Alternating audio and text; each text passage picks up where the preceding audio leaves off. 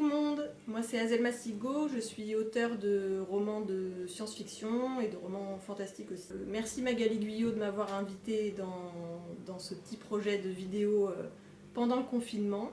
C'est vrai que c'est un bon moyen de garder le contact avec les lecteurs et puis surtout de faire découvrir des livres, des petites maisons d'édition et puis des auteurs. Et de passer le temps aussi, parce que parfois c'est pas toujours facile, les journées sont un peu longues pendant le confinement. Donc la lecture c'est toujours un bon moyen de s'évader. Et donc aujourd'hui, je vais vous lire quelques petits passages de mes romans. Donc le premier roman, voilà, c'est En toute transparence, qui a été publié une première fois chez Rebelle Édition et puis ensuite qui a été réédité par Farallon Édition, donc avec une nouvelle couverture. Donc c'est un roman fantastique qui peut se lire un petit peu comme un conte philosophique. Il y a plusieurs niveaux de lecture.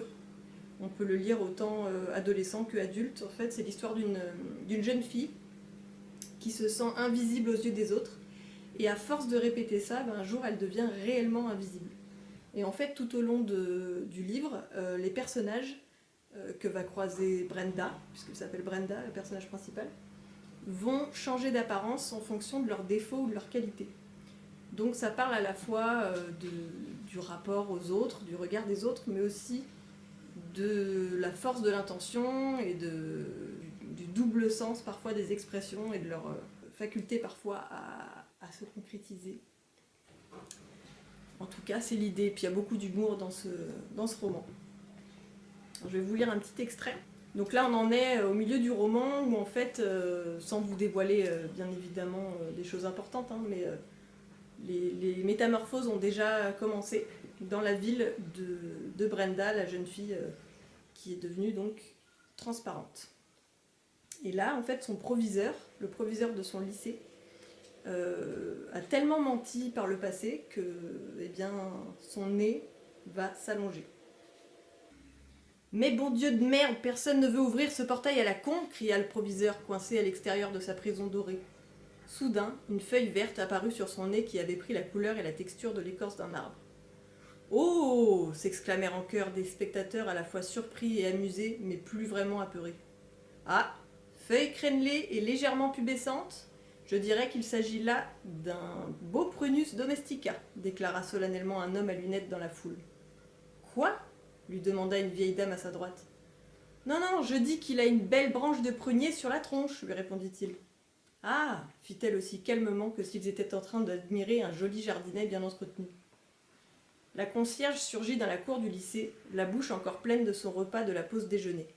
Elle fut totalement affolée à la vue de la branche de 2 ou 3 mètres de long qui poussait sur son responsable hiérarchique.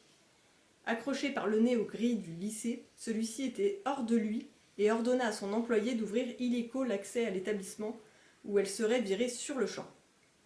Madame Larousse, qui tenait la télécommande du portail dans ses mains tremblotantes, s'exécuta sans broncher. Le directeur fut alors entraîné par le déplacement de la porte coulissante qui le tira sur le sol jusqu'à ce que l'entrée soit complètement dégagée. Parmi les quelques rires étouffés que l'on pouvait entendre, un gars s'exclama « Hé, moi je suis bûcheron, alors si je peux aider ?»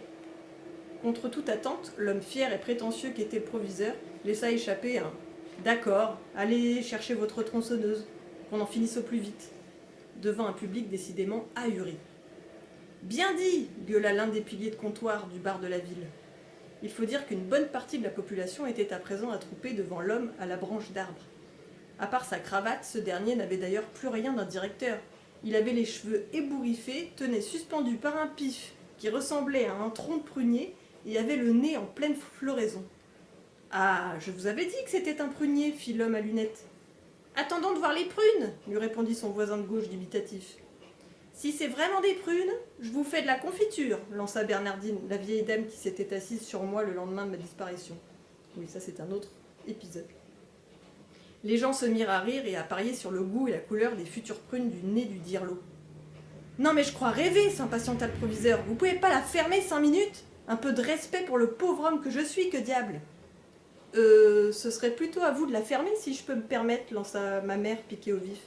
Déjà, vous n'avez rien d'un pauvre homme, et en plus, vous êtes certainement celui qu'on a le moins à plaindre dans cette ville.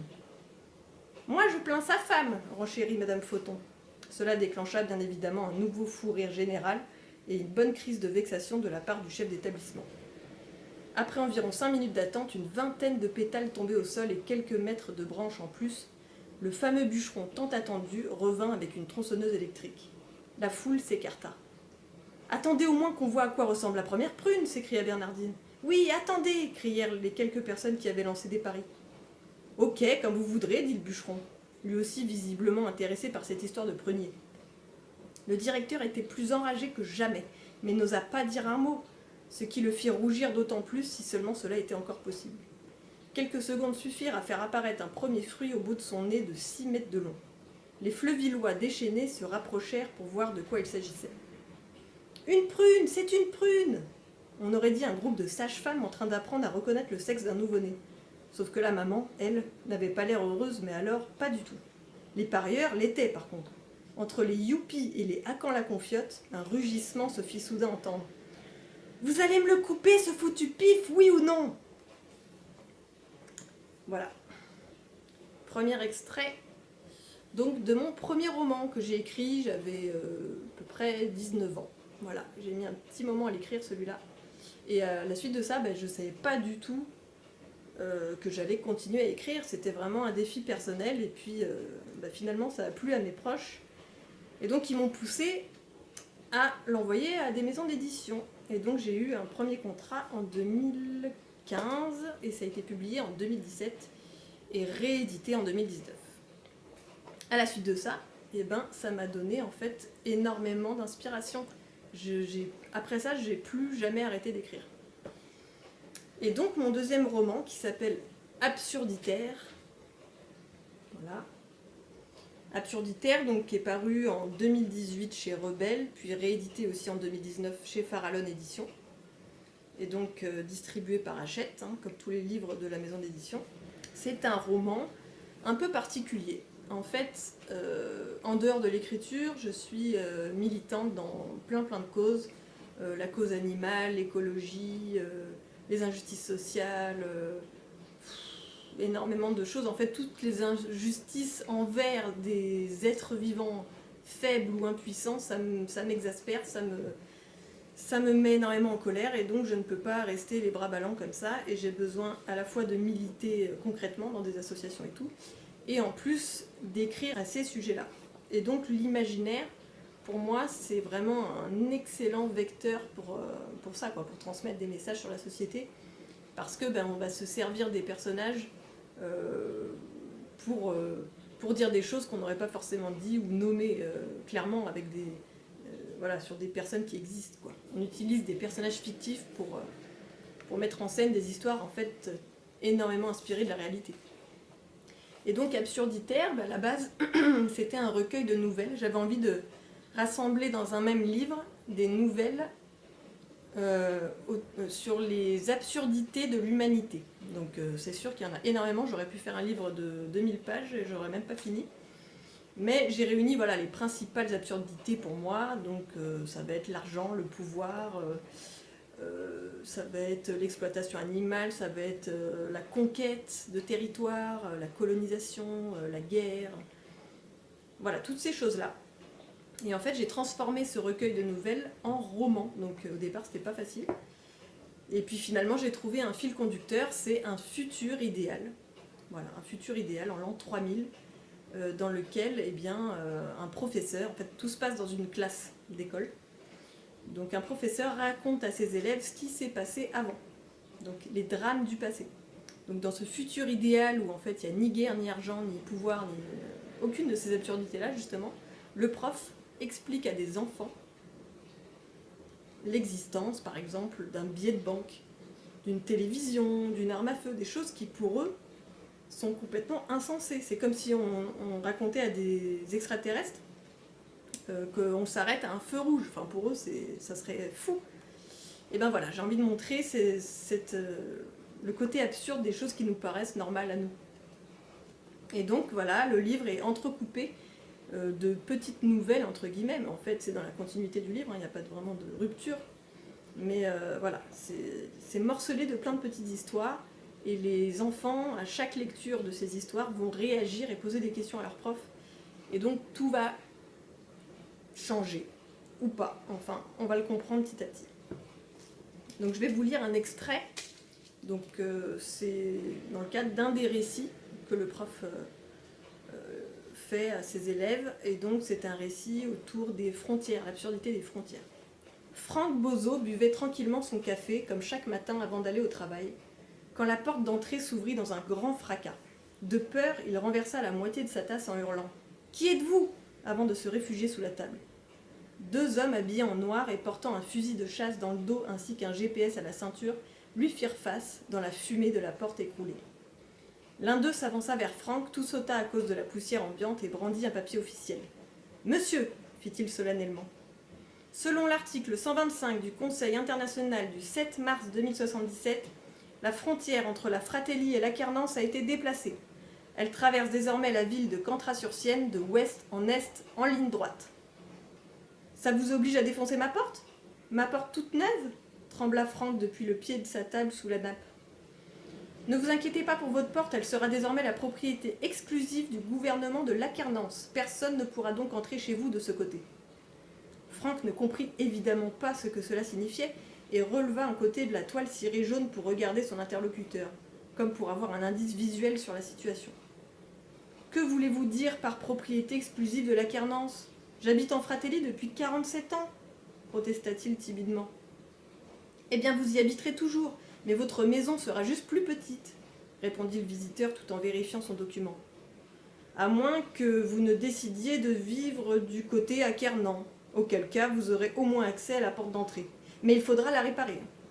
Franck Bozo ne comprenait décidément rien et se chopa une migraine insupportable. Il se releva finalement pour faire face aux 2 intrus qui étaient tout de même entrés par effraction chez lui. « Écoutez, gémit-il, je ne sais pas qui vous êtes ni ce que vous voulez, mais par pitié, soyez clair. Je n'ai pas eu le temps de boire mon café et je me retrouve devant 2 hommes armés qui ne se sont même pas présentés et qui me disent que ma porte ne m'appartient plus. Je voudrais bien savoir ce qui se passe si ça vous dérange pas trop. » Le 2e homme, jusqu'alors resté en retrait, s'avança jusqu'au rayon de soleil reflété sur le carrelage de la cuisine. Il retira son képi bleu, se racla la gorge et traduisit les propos de son collègue dans des termes plus explicites. « Monsieur Bozo, nous sommes 2 agents de police, commença-t-il, tout en essuyant son insigne poussiéreux. Le gouvernement nous a demandé de tracer la nouvelle frontière Fratello-Acquernante et il se trouve qu'elle passe dans votre maison. Vous devez donc choisir de quel côté de la ligne vous souhaitez vivre, car il vous sera impossible de la franchir une fois tracée.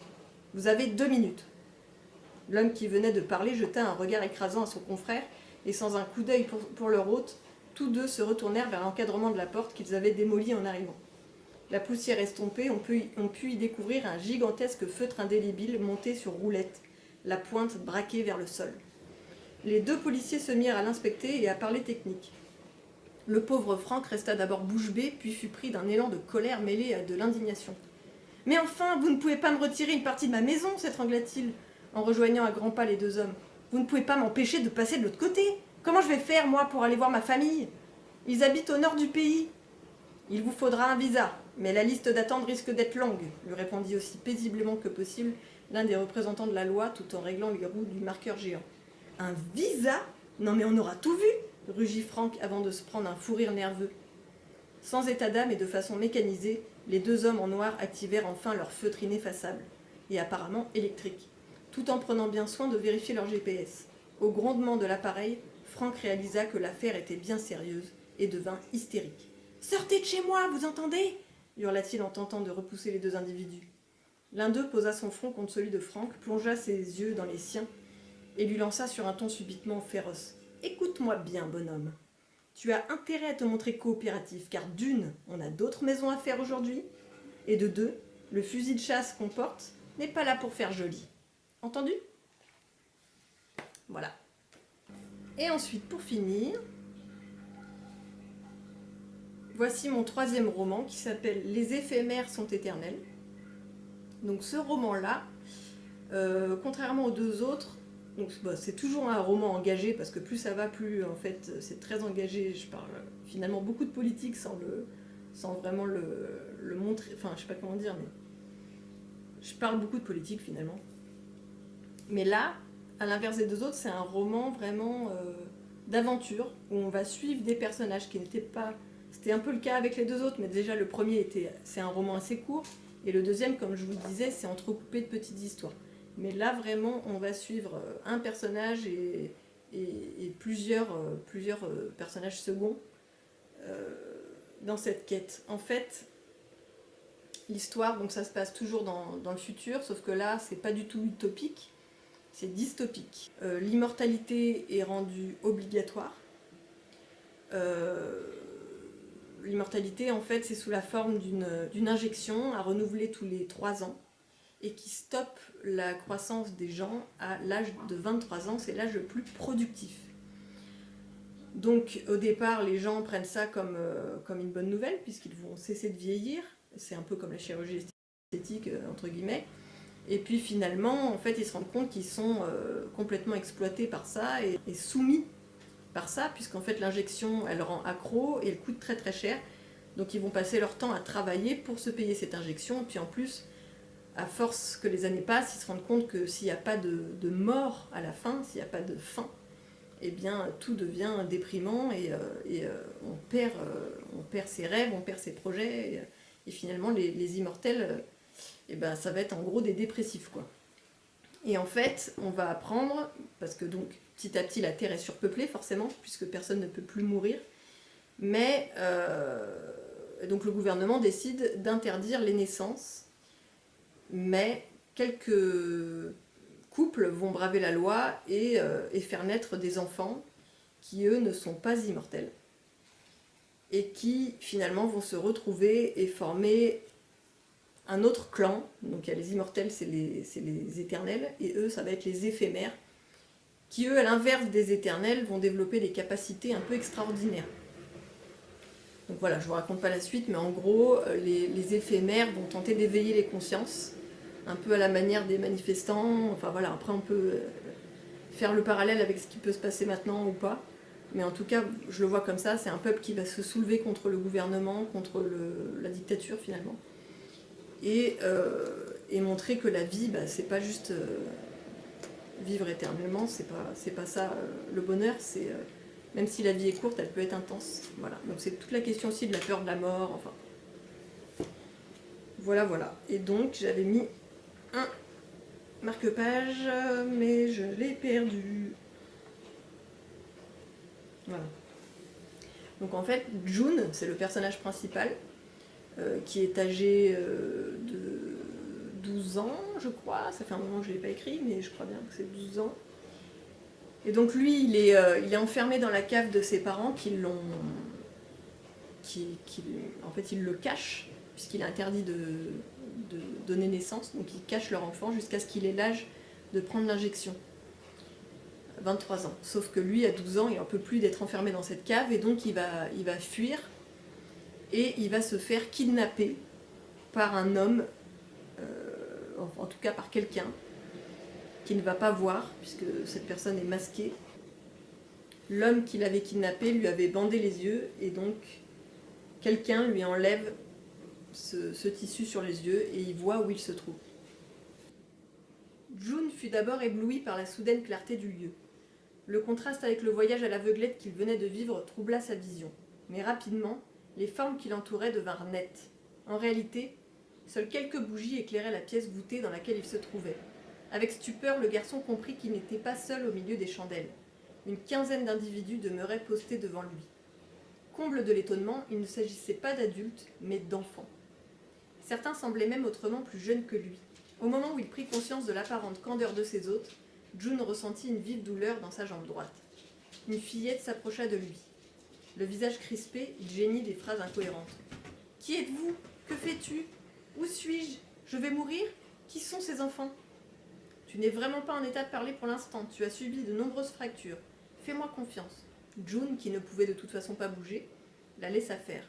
Il leva la tête avec le peu de force qui lui restait et observa les gestes de l'étrange gamine. Dans le même temps, il découvrit avec horreur l'état de sa jambe. Celle-ci pliait dans le sens opposé à la normale.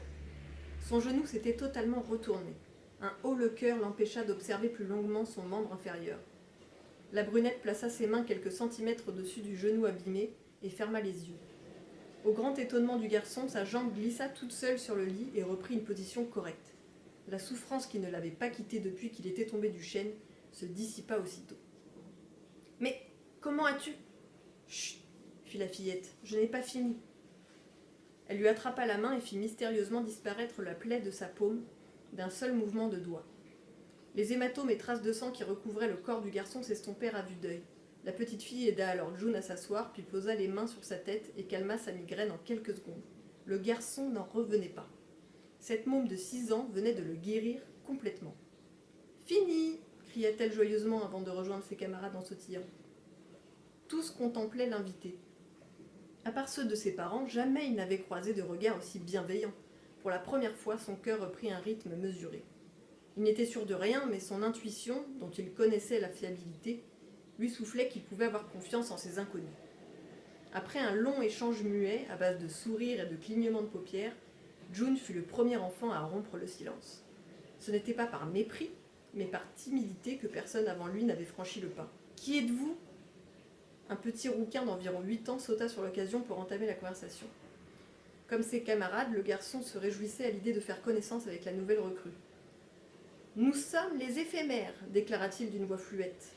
Des mortels, tout comme toi. » June, totalement rétablie de sa fracture du genou et libérée de ses atroces douleurs, s'assit en tailleur sur le matelas face au groupe. L'annonce tenait ses yeux grands ouverts. Il avait bien entendu. Il n'était pas le seul à pouvoir mourir. « Mais comment cela est-il possible » demanda-t-il, mi-ravi, mi-interloqué. « Comme tes parents, les nôtres ont bravé la loi pour nous mettre au monde. Nous nous sommes échappés et nous avons fait la rencontre de Bernie. C'est lui qui nous a sauvés. Il nous protège. Dans ce repère, nous n'avons rien à craindre. Aucun immortel ne sait où nous nous trouvons. »« Mais les gens du dehors savent que vous existez ? » ?»« Les puissants sont au courant, mais ils se taisent, » expliqua une adolescente. « La population doit rester inculte, sous peine de rébellion. »« Qui est Bernie ?»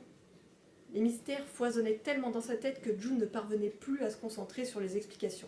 Déjà, il avait une autre question à poser. Mais la réponse à la précédente s'illustra d'elle-même, coupant court à l'interrogatoire. Au fond de la pièce, une porte s'ouvrit et un homme apparut. L'individu paraissait fatigué par le temps et les aléas de la vie, mais si sa peau se plissait, c'était d'abord pour laisser place à un large sourire. « Bienvenue, jeune homme !» s'exclama-t-il en s'approchant de June les bras grands ouverts. Sa voix était celle du mystérieux kidnappeur cagoulé qu'il avait ramassé dans les bois. June se laissa étreindre par l'inconnu. Après le drame qu'il avait frôlé, un peu de douceur lui fit le plus grand bien. Toutefois, l'apparence de l'homme inquiéta quelque peu le petit June. Jamais il n'avait vu d'adulte tel qu'il devait se présenter sans Bogolux. Le Bogolux, c'est le produit qu'on s'injecte. Conscient de l'effet qu'il produisait à première vue, l'homme recula et s'accroupit à hauteur du garçon. « Excuse-moi, petit, je ne me suis pas présenté. Je m'appelle Bernie Flout, et à ma connaissance, je suis le mortel le plus âgé du pays. J'ai 54 ans. Ce que tu vois sur mon visage, ce sont des rides. C'est tout à fait normal d'avoir des rides lorsqu'on ne prend pas de Bogolux. C'est dû à la vieillesse. Mais on s'y habitue, tu verras. Pour moi, c'est un peu comme un trophée. Chaque nouveau pli dans ma peau représente une étape supplémentaire de ma survie dans ce monde hostile. Ça veut dire que j'ai bien travaillé, en quelque sorte. » Et voilà. Donc ce livre est suivi d'un autre livre donc, qui se situe en fait dans le même univers. C'est la suite chronologique du livre. Mais on peut les lire indépendamment. Vous pouvez très bien commencer par le deuxième et terminer par celui-ci. Et ce nouveau livre donc, s'appelle « Les silencieux n'en pensent pas moins ».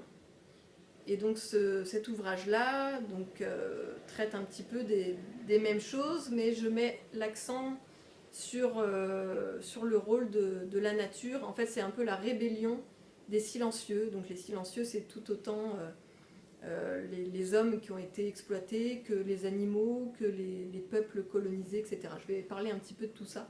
Mais c'est toujours dans cette même aventure, à l'ère des immortels, etc. Et donc ce dernier ouvrage-là, eh bien, je l'ai terminé, mais avec le confinement et ce qui se passe, les livres ne sont plus publiés là pour l'instant. Donc c'est un petit peu en stand-by, mais il devrait sortir dès que la loi le permet. Et donc on va espérer que ça ne tarde pas trop. Et en attendant, eh bien, je vous souhaite de très bonnes lectures. Et puis n'hésitez pas, si vous voulez en savoir plus sur mon univers, vous pouvez taper, j'ai un site internet, vous pouvez taper www.azelmasigo.com. Voilà, et ben prenez soin de vous surtout, je sais que cette phrase elle est un peu bateau, Mais en tout cas, gardez patience, c'est bientôt fini, et puis on espère que cette crise sanitaire se transformera, je l'espère, en quelque chose de fort, c'est-à-dire un vrai changement des mentalités, de la politique, il est temps de changer. À bientôt!